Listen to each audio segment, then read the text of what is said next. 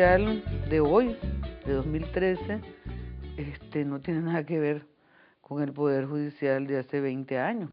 Comenzando por el hecho que el Poder Judicial a finales de los 80, inicio de los 90, no tenía ni un solo edificio de su propiedad, ni siquiera el edificio donde estaba la Corte Suprema de Justicia, y que en los departamentos, pues lo que había eran unas pequeñas casitas de alquiler.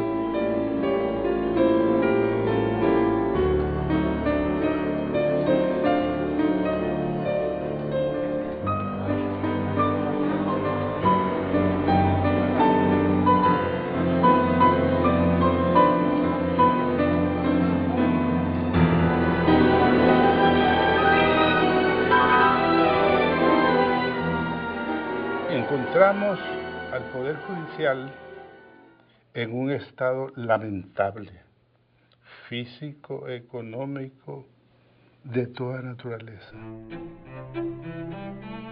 Había juzgados que despachaban debajo de un árbol, o en las casas donde estaba la sede del tribunal o del juzgado, estaba en estado de precariedad. Conocí muchos lugares donde el espacio era totalmente reducido, donde el escritorio le faltaba una pata que estaba acuñado con piedras o con madera. Estábamos en un inmueble que quedaba cerca de la iglesia de San Juan y donde las dependencias o las unidades administrativas y judiciales eran contadas, eran mínimas. La casa que teníamos era una casita malmatada ahí donde estábamos todos, ahí estaba la alcaldía, estaba el juzgado y estaba todo. La casa del juzgado era la casa de habitación del antiguo o de la antigua juez, que había diseñado, como era su casa, un cuartito donde lo ocupaba para despachar los casos. Porque nosotros andábamos allí ambulantes con todo lo que el material de trabajo que había ahí. De acuerdo con la ley, los juzgados locales funcionaban en las alcaldías y los alcaldes le asignaban a los jueces un espacio incómodo, chiquito. Había juzgados que estaban, como en Buenos Aires, Rivas, en la glorieta del Parque del Pueblo.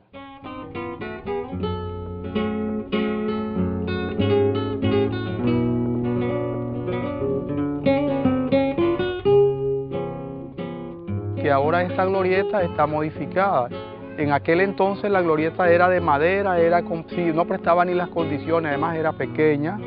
Ahí los expedientes agarraban comejenes, las cucarachas, o sea, eso era triste, pues.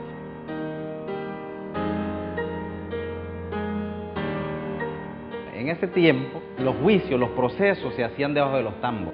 Y entonces la labor no era dignificante, con las responsabilidades, con la dimensión que realmente requiere la institución jurídica.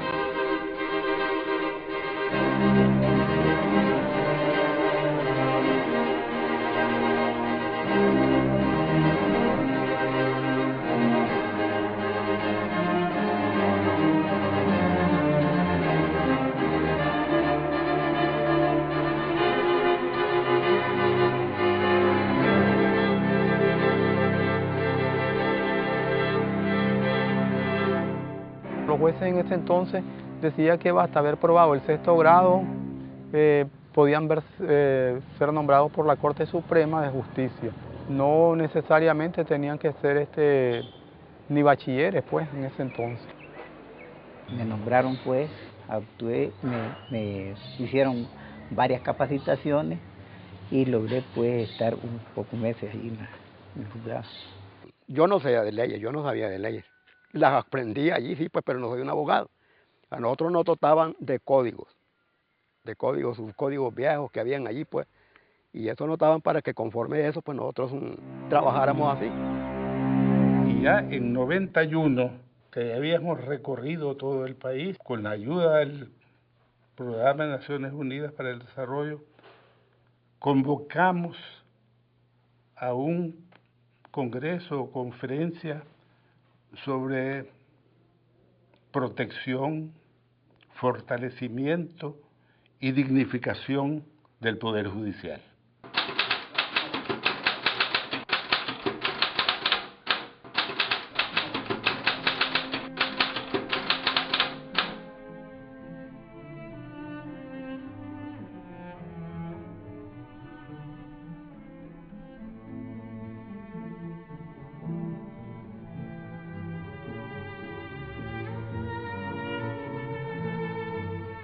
El proyecto nació para construir primero los más olvidados.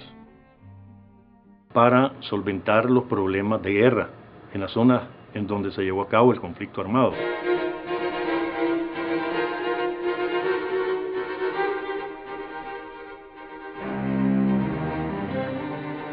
Se hicieron esas casas de justicia con Prodere.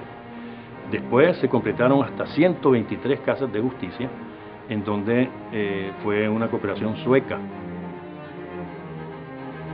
Recuerdo que para construir las casas de la justicia, les pedíamos a los alcaldes para involucrarlos en el proyecto nuestro, que ellos nos dieran el terreno para la construcción de las casas.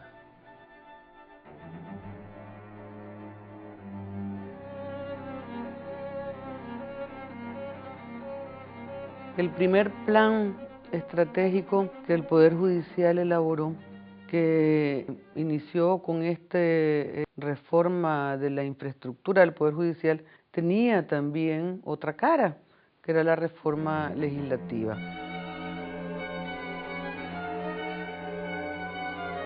La modernización del sistema de justicia en Nicaragua comenzó en la Constitución Política de 1987. Ese es el origen de la modernización.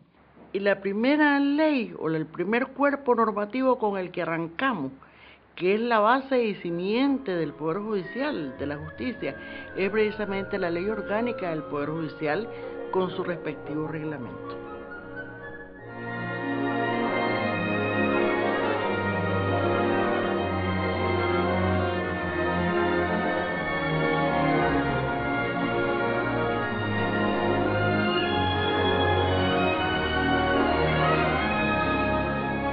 Los jueces que teníamos antes lo que hacían era un papel como de amigables componedores. La nueva ley orgánica del Poder Judicial que mandó a que todos los jueces, incluyendo los jueces locales, fueran abogados. Les tuvimos que hacer un apartamento al lado para que pudieran vivir ahí. Ya ese simple hecho cambió totalmente la imagen del Poder Judicial a una imagen de una autoridad que podía imprimir en esa localidad un sello diferente, que era el sello de los derechos humanos, de la democracia, de cómo convivir pacíficamente y en armonía.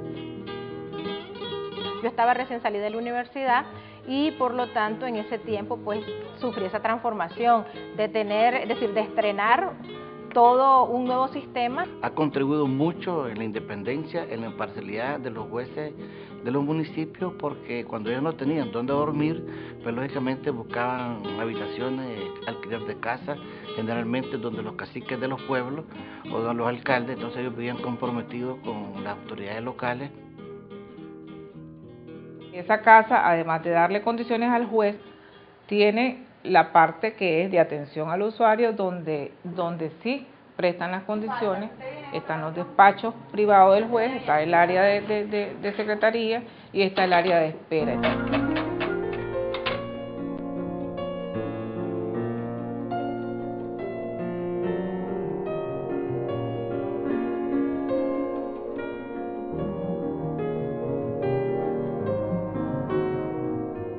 Una época de posguerra, una época bastante dura, una época donde había, es decir, sobre todo la parte norte de nuestro país había sido completamente minado, casi todo el campo. La gente, para poderse desarmar, tenía que tener confianza en el sistema. Y una de las cosas importantes es haber nombrado jueces de derecho que fueran a las comunidades también. Hicimos un programa, recuerdo yo, donde ellos tenían que ir a impartir charlas en las comunidades para que la gente se apropiara del concepto de democracia, de derechos humanos, de convivencia pacífica y demás. Eso hacía que nosotros tuviéramos que ir a comunidades completamente distantes, de 4 o 6 horas del juzgado. Hay personas que desconocen cómo hacer una reposición de partida de nacimiento, cómo solicitar un matrimonio. Aún personas que tienen muy escasos recursos de comunidades que son alejadas tienen dificultades para poder asistir aquí.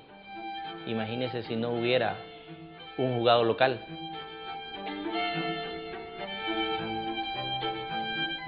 Cuando la desmovilización de los grupos armados se comenzaron a organizar en esa época las comisiones de paz, y ese es el germen, ¿verdad?, de los facilitadores. El programa de facilitadores nació en esta zona, ¿verdad?, todo de norte, pues, desde Nueva Segovia, Jinotega, Matagalpa. Los municipios que empezaron fue Río Blanco, Matiguá, Bucana de Paigua, Guaslala.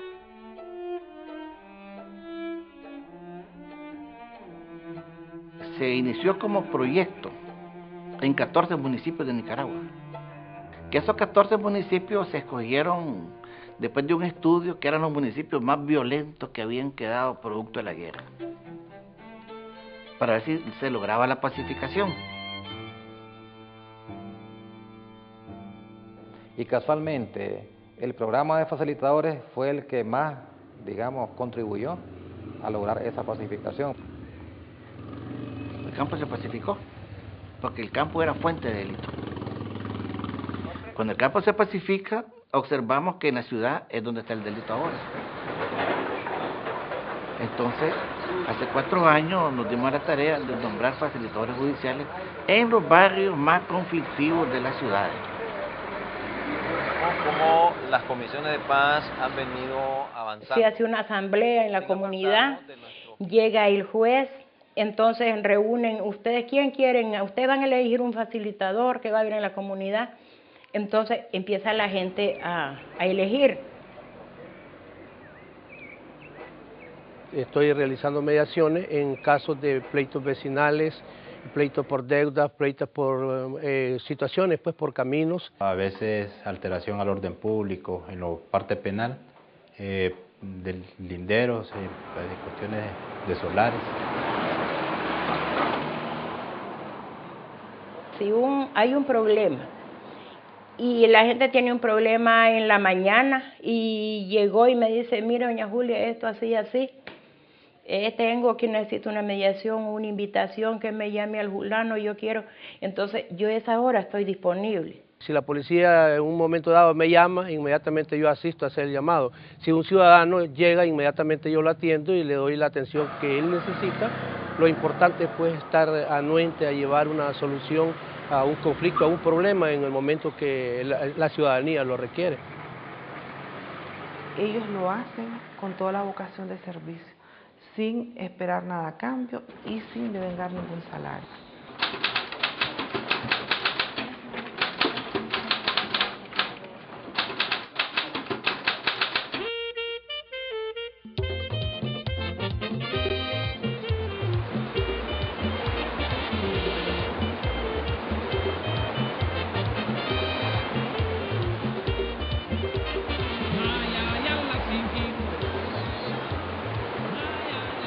En las comunidades indígenas es lo que hacemos, es ayudarle al Huita a capacitarse para que ellos hagan mejor su trabajo de prevención al delito, de mediación y para que hagan mejor los procesos penales. Huista le dice a los jueces en Misquito, Huista.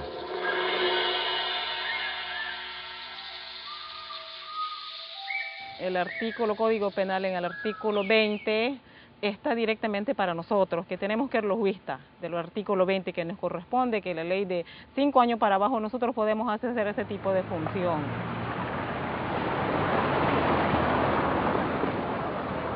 Viene de los ancestrales, de nuestros abuelos. En un tiempo ellos dominaban lo que es parte de la comunidad. Cuando tenían problemas en la comunidad, ellos lo controlaban, lo que es los problemas. Como robo pequeño, que digamos como un robo de gallina, como como un robo de un perrito, o como un robo de un pedazo de zinc, todo eso es robo. En nuestros tiempos de los abuelos, ellos no leían, sino que ellos ya ponían una regla de ellos mismos entre la comunidad para darle un castigo a los hechores o a los ladrones. En mi caso, trabajamos con un efector de la policía. Entonces él me facilitó el Código Penal, el artículo 20, que nos corresponde a los huistas. Entonces yo de ahí voy buscando y lo voy sacando.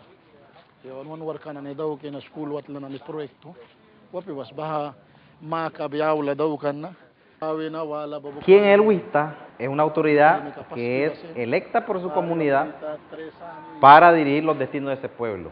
Y no solamente se limita a resolver conflictos de particulares. Está pendiente del desarrollo de su comunidad, está pendiente que haya medicina, está pendiente que haya escuela. Porque la gente tiene más comunicación con su huista de barrio. No hay más confianza, que te cuenta, no cuenta la policía. Cuando llega la policía, yo no quiero servir testigo, pero el huista le dice, mire, esta persona hizo, entonces hasta resolvemos, hasta salimos de testigo, hasta nosotros venimos como de testigo. Por eso el respeto hay más a los jueces, porque ese es un líder nato que ellos lo sacan de la comunidad. Mira, usted sabe que hace 2 años hizo este puente y ya está. Si nombráramos facilitador judicial donde están las comunidades indígenas, pasaría que la autoridad del líder indígena se resquebrajaría, porque tendríamos ahí a 2 líderes. Y en primer lugar, hay que reconocer que gracias al esfuerzo de esos líderes, estos juzgados se mantienen relativamente descongestionados.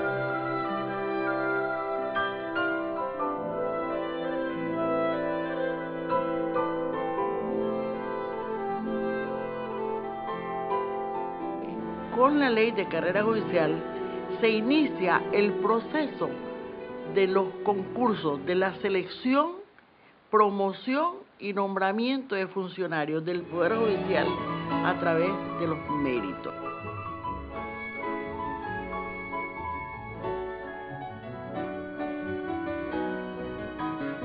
Costó que se aprobara y al final cuando se aprobó también costó ponerla en práctica, pero finalmente ahora ya está marchando. Que es una ley nuestra para los jueces, para los funcionarios, que nos permite de que nosotros vayamos accediendo a los cargos ya no designados por tal funcionario, sino que nosotros accedamos por nuestras capacidades, por los méritos que tengamos. Nosotros podemos ver que hay secretarias, más bien que comenzaron de alguaciles, que se graduaron en el Poder Judicial siendo alguaciles, que fueron secretarios y que ahorita son defensores públicos. El juez local que está en San Lucas comenzó de amanuense y ahora es juez. Esa es una forma como se ha venido ganando ese derecho a ser juez.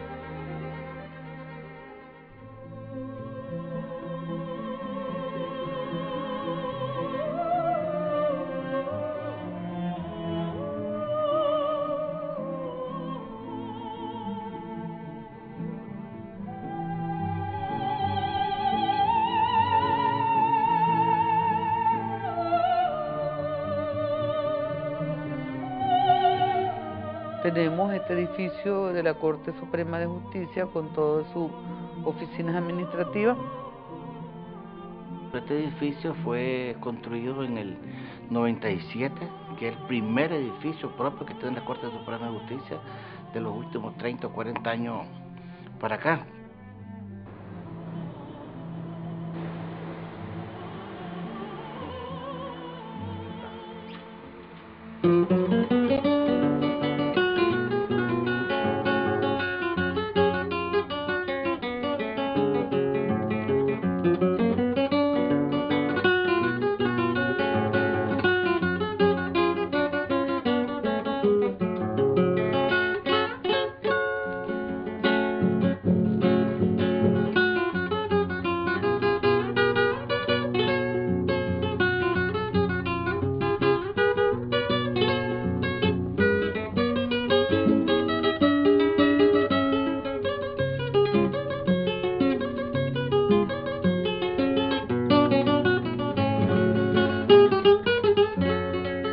Poder Judicial atacó primero la base, lo que fueron los juzgados locales únicos, esparcidos en todo el territorio nacional. Entonces, el Poder Judicial vio la necesidad de crear los juzgados de circunscripción.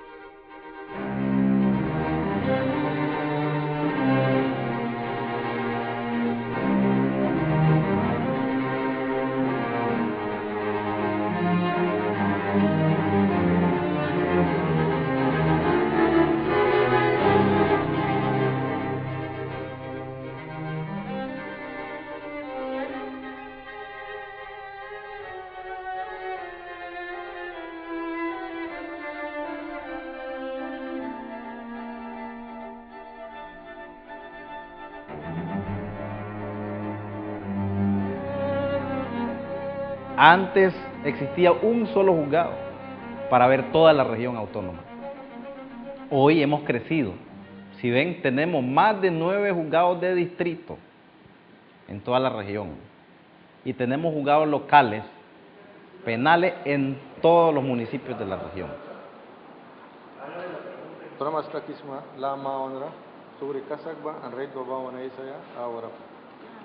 Exceptuando Matagalpa, todos los complejos judiciales tuvieron que hacerse con el número de juzgados que funcionaban en ese entonces. No existía la Defensoría Pública, todavía a los adolescentes se le veía en distrito penal.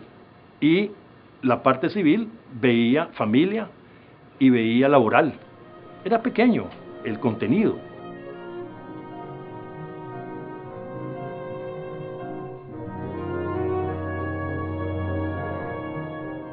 Nosotros hicimos un chequeo de los sistemas penitenciarios de la población penal y ahí encontramos que había unos privados de libertad hasta 9 años de prisión que aún no tenían la sentencia de condena, pero sí estaban en un proceso penal. Con el Código de Instrucción Criminal era un código donde se estaba juzgando la gente pues de espalda al debido proceso. El juez era el que venía, investigaba, procesaba, condenaba y ejecutaba. Todo lo hacíamos los jueces, todo, es decir, cualquier acto investigativo que se me ocurría a mí, ¿ya? Y que estaba en la ley, y lo que no estaba en la ley también se nos ocurría. Eso permitió que nosotros consideráramos la posibilidad de crear en Nicaragua un nuevo Código Procesal Penal, que fuera un sistema público, contradictorio, que hubiera concentración de pruebas, inmediación en el juicio, y sobre todo pues que tuviera celeridad procesal. Surgió en medio de una corriente de reformas en América Latina, pero que no en todos los países se hicieron de la misma manera estas reformas.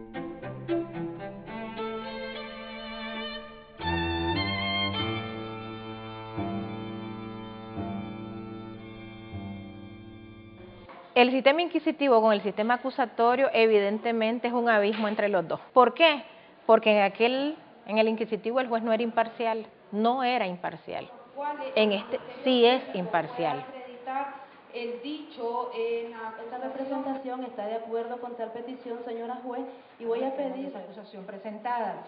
Siendo que en este caso a usted, Félix Pedro, no un se le ha proceso aprobado oral y público, es totalmente transparente. Ahí está el defensor, el acusador, las partes, el acusador particular, el fiscal, todo el mundo hablando en público, y ahí es difícil, ¿verdad?, cometer arbitrariedades, ¿verdad?, que hayan artimañas de cualquier tipo.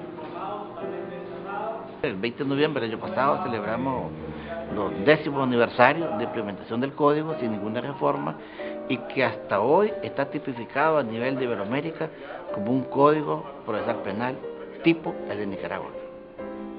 Somos el país que actualmente tiene menos reos sin condena en América Latina, ¿verdad? Hay países que todavía tienen 85% de reos sin condena. Nosotros tenemos 5.2. La explosión viene con el CPP, en donde se crean 3 juzgados nuevos.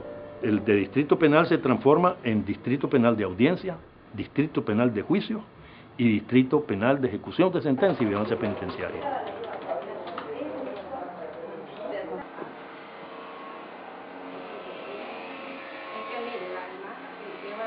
Es un gran avance, para el ciudadano común. Porque ahora, por ejemplo, si alguien tiene un hijo preso, ahora tiene un juez de ejecución que le va a dar la vigilancia. Antes no, solo se condenaban y se mandaban a los sistemas como enormes bodegones humanos.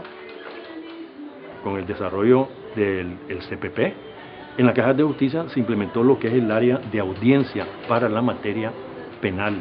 Y se transformó que el estrado que se hizo con el juez, la secretaria y el área de grabación sirviera también como el área de despacho para el juez en las causas penales.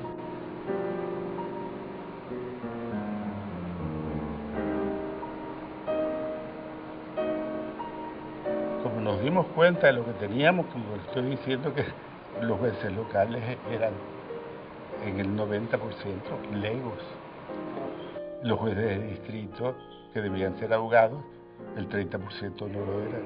Dijimos, bueno, vamos a crear la escuela judicial. Me parece que en 93.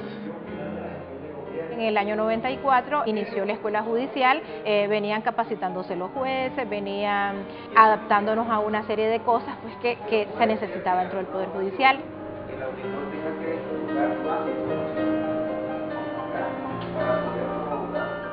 Pasó de de ser una escuela que daba cursos esporádicos sobre las leyes que iban saliendo, ¿verdad? Y a tener programas permanentes de capacitación, los cursos de capacitación inicial y de capacitación continua.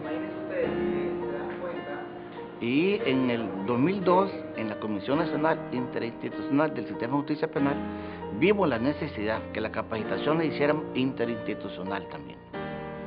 Que en la capacitación estuviera el policía, el fiscal, el juez, el defensor público, el sistema penitenciario, el Ministerio de Gobernación, el procurador de los derechos humanos, el procurador de justicia, que estuviéramos todos en la capacitación.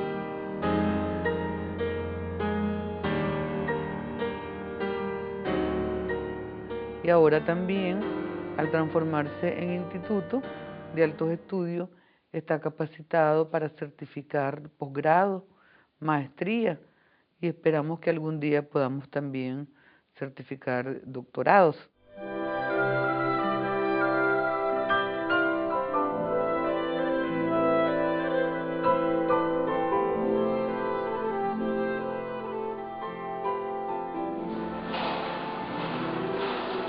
Fue en 1999 que el Poder Judicial creó este instituto.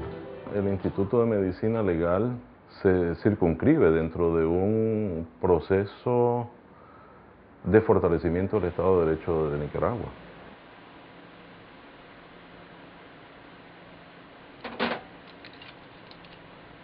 Todo lo que se elabora aquí está basado en la evidencia.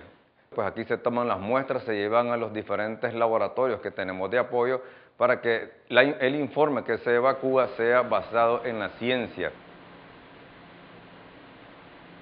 Contamos en el laboratorio con instrumental como cromatografía de gas con detector de masa, que es una técnica analítica que se usa a nivel mundial. Con cromatografía líquida, que también es una técnica analítica que se usa en estudios científicos. Ahora, con el Instituto de Medicina Legal, nacieron otras ciencias forenses que tienen una enorme aplicación, como la antropología forense, la patología forense, la toxicología forense, el ADN y ciencias nuevas en el mundo, como es la psicotraumatología forense, la psicología y la psiquiatría forense. De tal forma que es un avance significativo en los 2 últimos siglos de Nicaragua.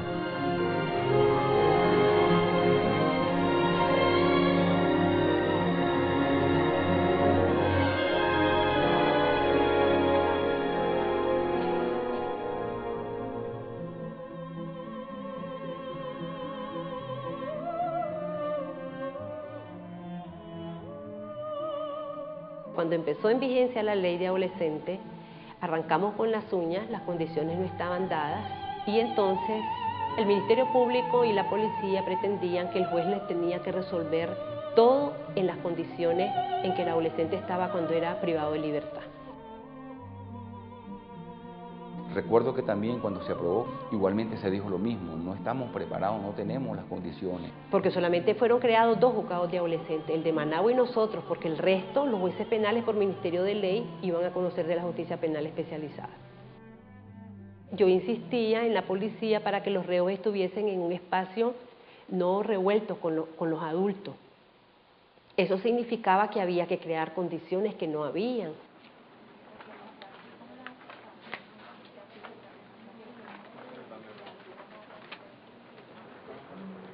Un determinado día me dijeron en la corte, el juzgado no es beneficencia social para andar buscando y resolviéndole a la policía, al Ministerio Público, lo que a ellos les correspondía hacer. Me acuerdo que había un comité de adolescentes en Ciudad Darío, un comité de atención a la niñez, y había una fundación que se llamaba Casira, y con eso conseguimos condiciones para darles a los adolescentes en las cárceles, por lo menos un colchón.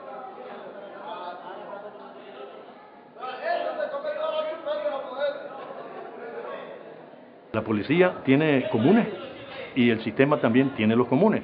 Y de este lado tenemos el sistema con adolescentes y la policía con adolescentes. Están separados los adolescentes de los comunes, de las dos partes que manejan imputados.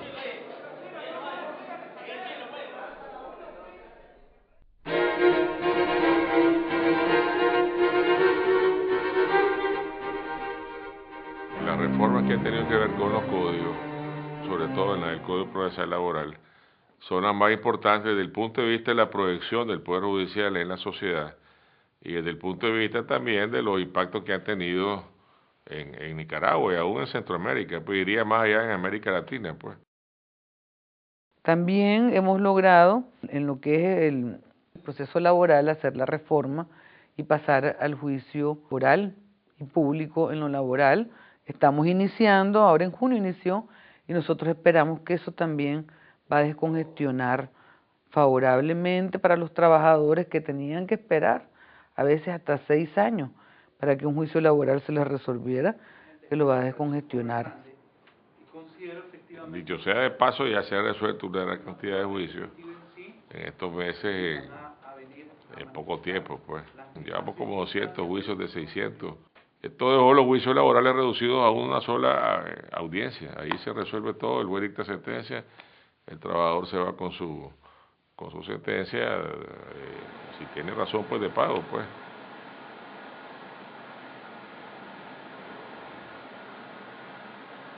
Actualmente hay 9 juzgados, están abriendo 5 más, ¿verdad?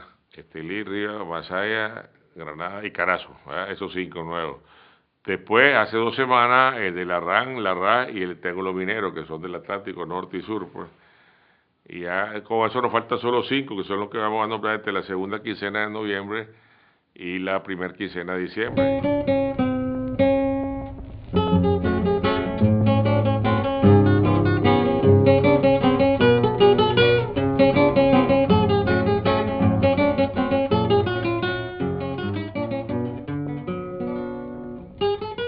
Tenemos 20 años de trabajar en el sector de Zona Franca. Hemos visto todo tipo de violencia en este sector, tanto la violencia ejercida por los empleadores como por los esposos o compañeros de vida de las mujeres que ahí laboran.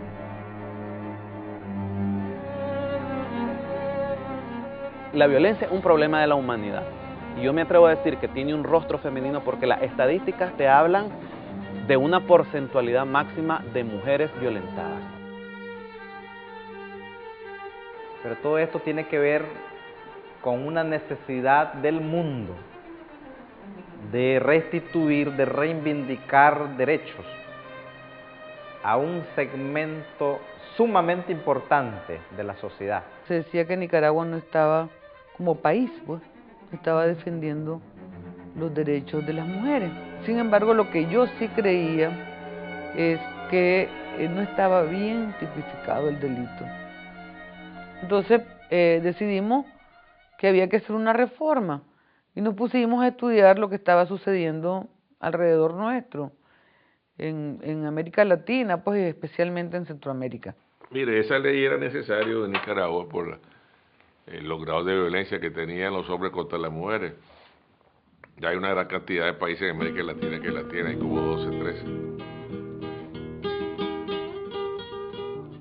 Sin embargo, lo que yo sí creía es que en el Código Penal nuestro estaba tipificado nada más la violencia intrafamiliar por sus resultados y nada más por uno de sus resultados, que eran las lesiones. Y entonces ni siquiera podíamos tener las estadísticas precisas, porque lo que se tipificaba era eso, lo que se sancionaba era eso, la lesión cometida por un familiar, por alguien que tuviera un vínculo de parentesco con la víctima.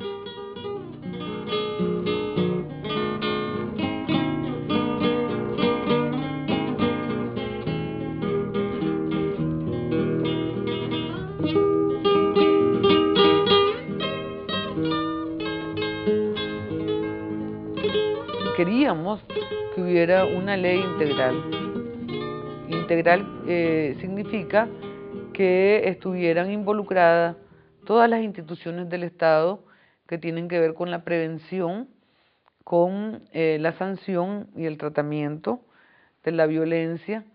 Quiere decir también que estuvieran adecuadas a las convenciones internacionales de derechos humanos de las mujeres.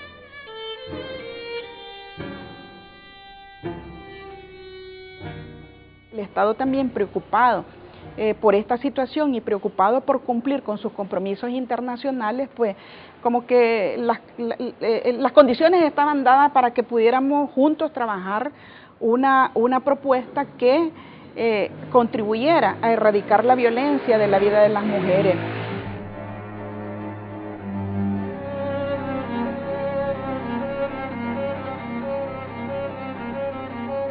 Esta ley no es ley contra los hombres, es para el agresor. Entonces se va a sentir incómodo la persona agresora. El que no lo es no tiene por qué sentirse mal. Ha venido a regular conductas violentas de que no está en la totalidad o el 100% de los hombres de Nicaragua. La entrada en vigencia de nuevas leyes, como la Ley 779, además de establecer delitos que antes no existían, han habido toda una serie de aspectos relacionados con la humanización de la justicia. Claramente queda establecido en estas nuevas leyes que se les debe de brindar a las víctimas como a los agresores un trato digno, un trato basado en el respeto a los derechos humanos y también una atención basada en la equidad de género. Y esta ley en su novedad como tal tiene interrogantes nuevas. Por tanto, hemos tenido que adaptar nuestro conocimiento que de por sí ya tenemos a responder a esas interrogantes médicas. Hemos nosotros diseñado un modelo en el cual nosotros pretendemos, por sobre todas las cosas, acelerar los procesos de atención a la prueba, de tal manera que la prueba psicológica con la prueba física del hallazgo de físico, la prueba biológica de la búsqueda de todos esos rastros que quedan en el cuerpo humano se conviertan en una prueba única, rápida y veraz.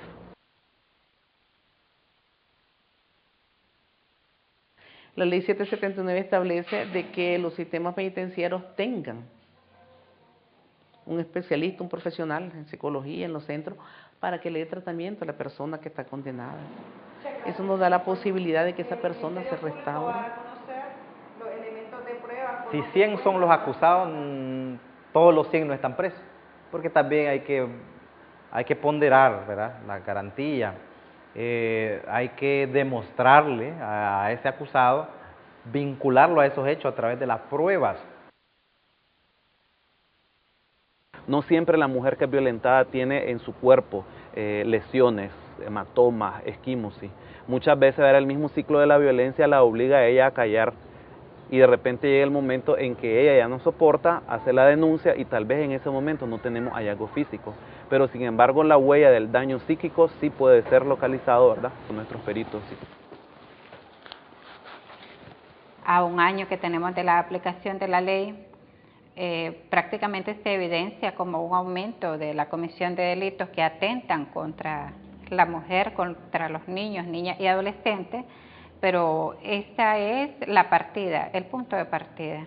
Te quiero decir que el impacto en las mujeres es que tienen más garantía a sus derechos, tienen más confianza en ir y poner su denuncia, y hay un aumento y un repunte de la violencia, dicen uno en las estadísticas, pero no, es que las mujeres ahora tienen un instrumento jurídico por el cual pueden asegurarse ir a poner su denuncia.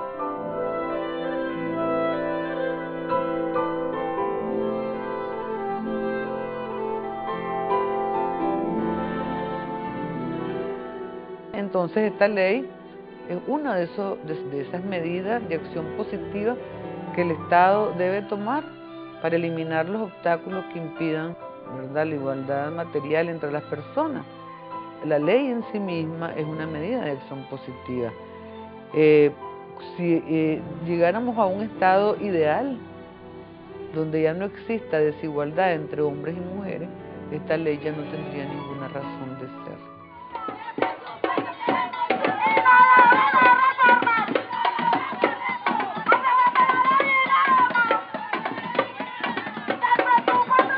Yo fui partidario de la reforma de esa ley a través de la mediación. ¿Por qué? Porque vi muchos casos de personas que después de una discusión con su pareja podían haber tal vez provocado lesiones o lesiones sumamente leves, pues que no ameritaba que no pudieran reunirse de nuevo, pues reencontrarse, mediar y seguir adelante. Y en las estadísticas nosotros vimos que de 7.000 casos, 2.400 aproximadamente eran aplicación del principio de oportunidad, ¿verdad? O sea, la tercera parte. O sea que las mujeres estaban proclives a darle oportunidades a los hombres. Estamos bien conscientes que la ley ni provoca violencia, como han dicho algunos, ni va a terminar con la violencia, pero la ley sí, yo creo que es una herramienta muy importante para contribuir con el tiempo a la eliminación de la violencia. El Código Procesal Civil. Este cuerpo normativo nace como una preocupación. Pensábamos que era necesario modificarlo, no ponerle un parche, sino hacer un cuerpo normativo íntegro. ¿Por qué razón? Porque no son las mismas relaciones que existen o que existían en 1903 que las que existen en 2003. Solo hay una o dos instituciones diferentes a las que ya existen. Por el contrario, el procedimiento es más fácil, es más expedito. La característica de este procedimiento es la característica de la oralidad, la característica de la transparencia, la característica de la concentración, la característica de que este mismo cuerpo de leyes tiene todos los principios que defienden los derechos humanos y las garantías constitucionales.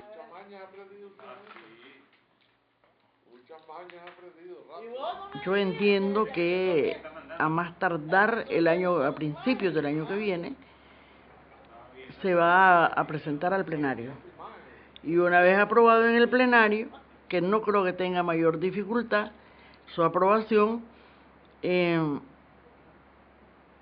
en vigencia un año después.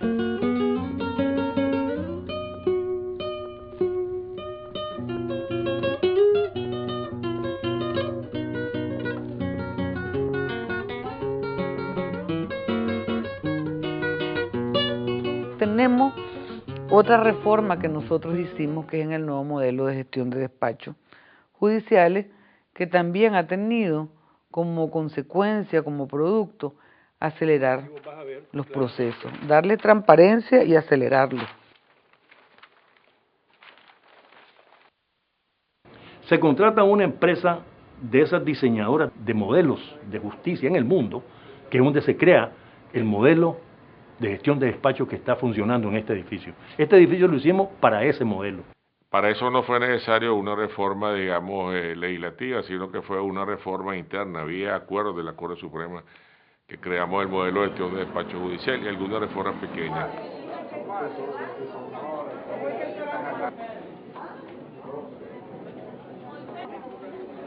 Entonces el modelo de gestión de despacho viene a separar eso, ¿verdad? La función administrativa queda bajo la responsabilidad de otras oficinas y el juez se dedica su tiempo completo a lo que es la administración de justicia en sí, en la función jurisdiccional. Contempla distintas oficinas pues que son coadyuvantes, lógicamente el juez para la administración de justicia. Se dejó al juez dictando sentencia, se pasaron los secretarios a conformar grandes pools de secretarios para tramitar todo lo que son los procedimientos y el juez queda únicamente dedicado a hacer sentencias.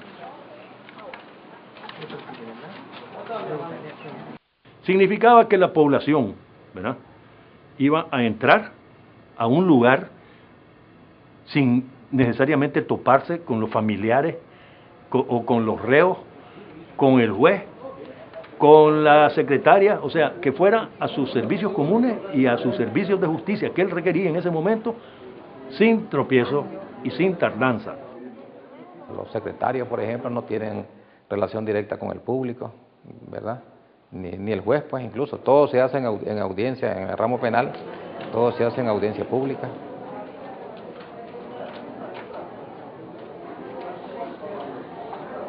¿Cómo se mueven los documentos? A través de una oficina de mensajería interna, que es la que los mueve de Ordice hacia los juzgados o hacia archivo en trámite, que es donde se almacenan todos los archivos que están en proceso, en la planta baja, que son también los que puede la persona que está involucrada en la causa, bajo un código que tiene derecho, ¿verdad?, puede acceder a consultarlo también por autoconsulta o desde su oficina.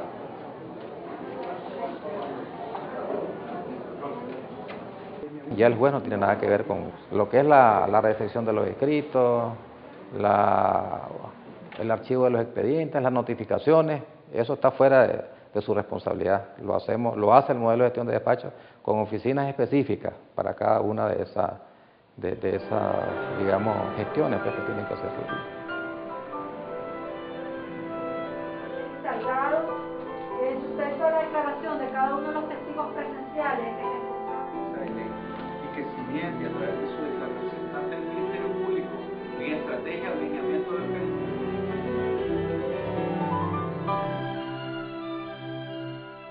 Hicimos el archivo de juicio fenecido, esos expedientes los metimos en una computadora, los clasificamos, los metimos en cajas, esas cajas en unos estantes, y en la computadora te decía, tal expediente está en tal caja, en tal estante. Porque esos expedientes, aunque sean fenecidos, la gente pide certificaciones de esas sentencias que están en esos expedientes. Para mí es sumamente trascendental para el Poder Judicial el nuevo modelo de gestión de despacho, porque viene a marcar un modo de hacer las cosas totalmente diferente.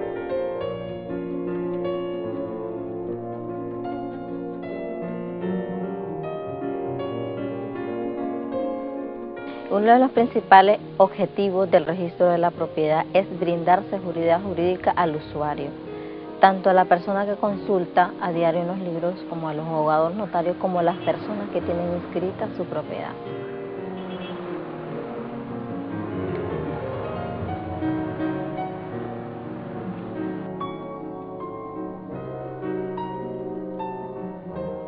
Bueno, la Corte Suprema ha iniciado un proceso de modernización, ¿verdad?, a nivel nacional, y por supuesto que los registros no se pueden quedar atrás.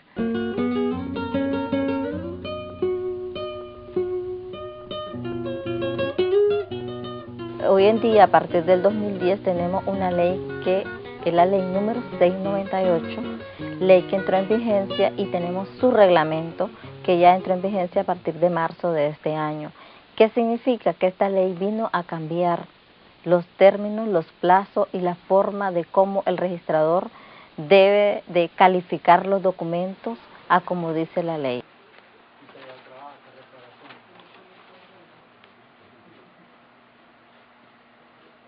Este ha sido todo un proceso de mantenimiento de estos tomos, porque aquí está la vida jurídica de Managua, ¿verdad? Aquí está la historia de todo el devenir, de la historia económica, política y social de Managua, aquí está recogida. Si bien es cierto, todavía estamos trabajando en libros, estamos escribiendo en libros, pero sí, de un 100% que tenemos de tomos, un 80% ya lo tenemos digitalizado. Los analistas registrales evitan tocar el tomo en lo posible, ¿verdad? Entonces ellos trabajan con ya el tomo digitalizado en la pantalla. Solamente que ahí le aparezca que hay un pase o que hay alguna duda, entonces ellos lo verifican en físico. Nosotros estamos trabajando con una ley de aranceles que está establecida por la Corte Suprema de Justicia. Entonces, el sistema arroja el valor que va a pagar determinada transacción. Es muy importante porque como antes se hacía todo manual, todo era manipulable. Los ingresos de los registros se ha visto la diferencia desde que se han instalado los sistemas de tasación, han subido todos los ingresos a nivel nacional desde que se han instalado los procesos automatizados.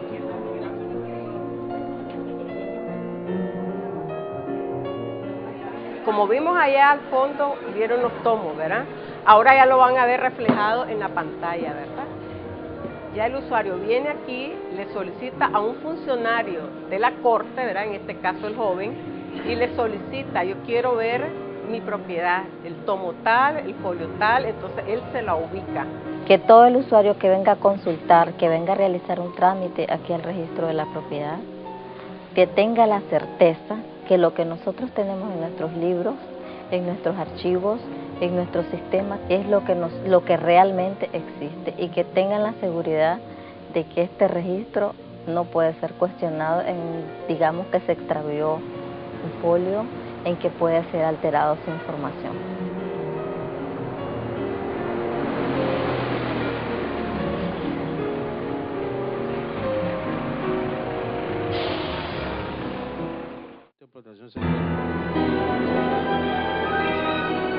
Será para consulta. Quiero definitivamente, efectivamente,